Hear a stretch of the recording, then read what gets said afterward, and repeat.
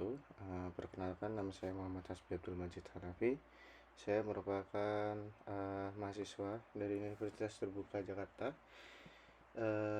Kali ini saya akan membuat tugas satu untuk mata kuliah basis data, yang dimana kita akan membuat suatu flowchart untuk mengetahui flow dari contoh kasus yang sudah diberikan, yang dimana contoh kasusnya adalah pada sebuah perguruan tinggi, mahasiswa akan mengambil mata kuliah yang ditawarkan.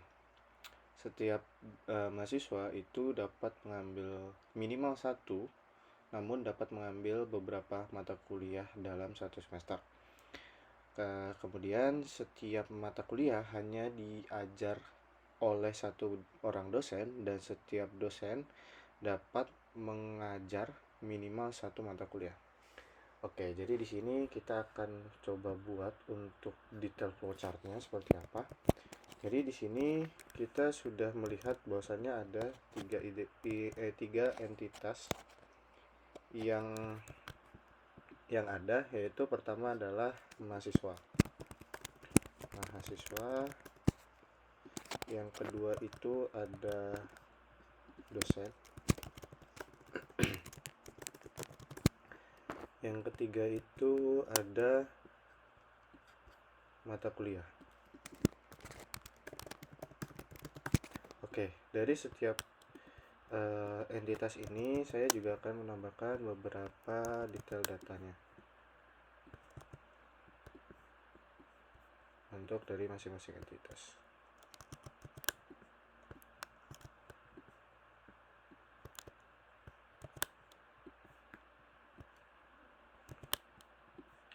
Oke, untuk detail datanya itu akan seperti ini.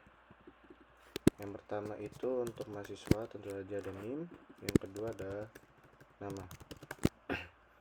Untuk mata kuliah itu ada kode, yang kedua ada nama, yang ketiga ada NIPN.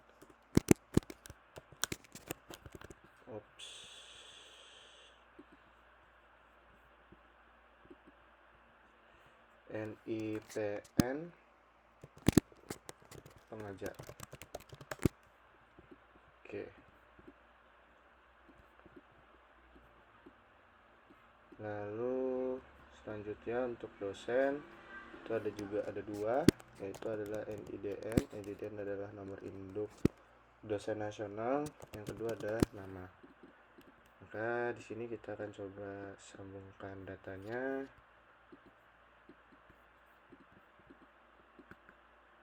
Dari masing-masing detail data di setiap entitas.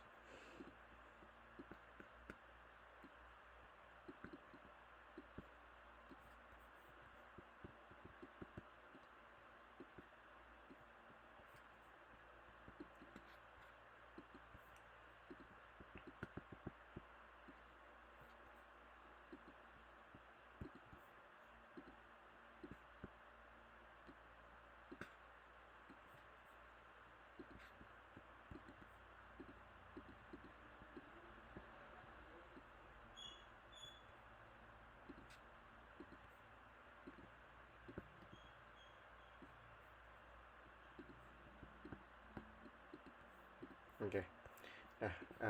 Lalu di sini kita akan coba membangun relasi dari setiap entitas, yang dimana pada pernyataan contoh kasus itu kita bisa tahu bahwasanya setiap mahasiswa itu bisa mengambil beberapa mata kuliah atau minimal satu untuk setiap mahasiswa yang bisa ambil mata kuliah. Yang kedua itu dosen itu bisa mengajar satu mata kuliah itu bisa diajar oleh satu dosen. Oke. Jadi di sini kita akan coba buat untuk pengambilan datanya. Mungkin kurang lebih akan seperti ini ya. Jadi set pengambilan data.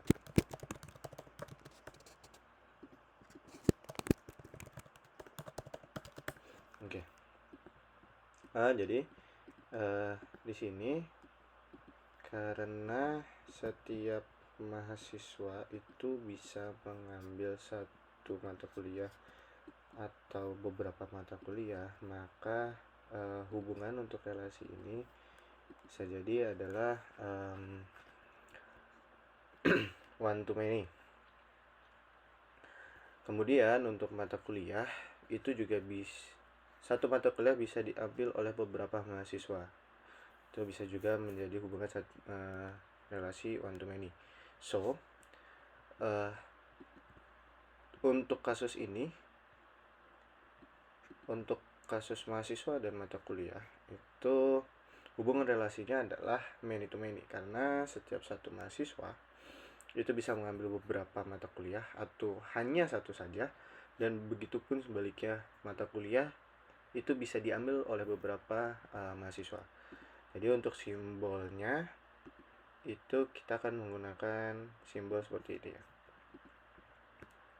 simbol seperti ini. Untuk yang mahasiswa itu akan juga seperti ini, karena dari sini kita bisa lihat bahwasanya hubungan dari kedua entitas ini adalah many to many.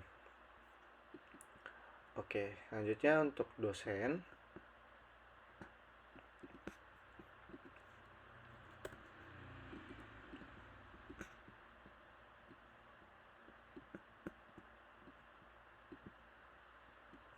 Untuk dosen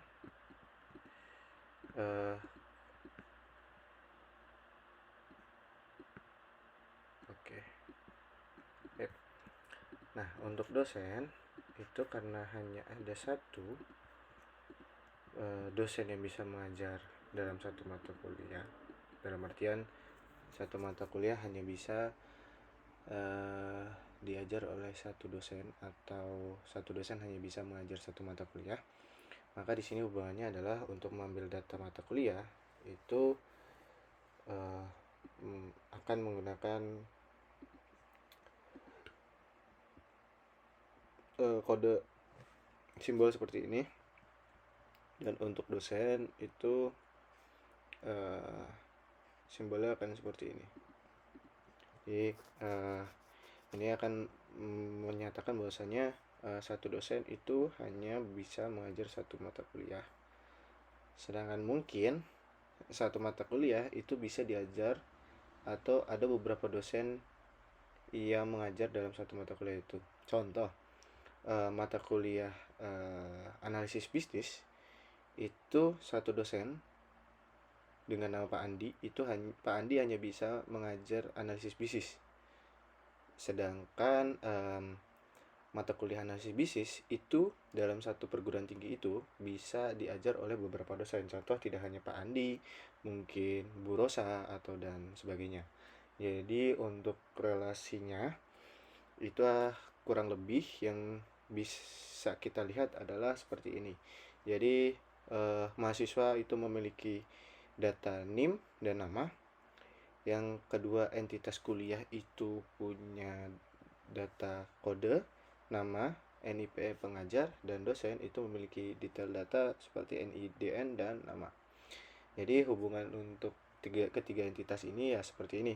Jadi mahasiswa memiliki relasi ke mata kuliah, yang dimana satu mahasiswa itu bisa mengambil beberapa mata kuliah, dan mata kuliah itu bisa diambil satu mata kuliah itu bisa diambil oleh beberapa mahasiswa. Dan kemudian untuk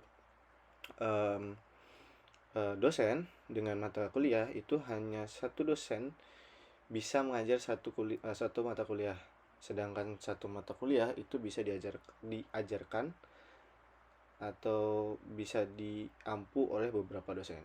Jadi untuk tugas pertama dari mata kuliah basis data mungkin seperti ini, kurang lebihnya mohon maaf. Sekian, terima kasih. Wassalamualaikum warahmatullahi wabarakatuh.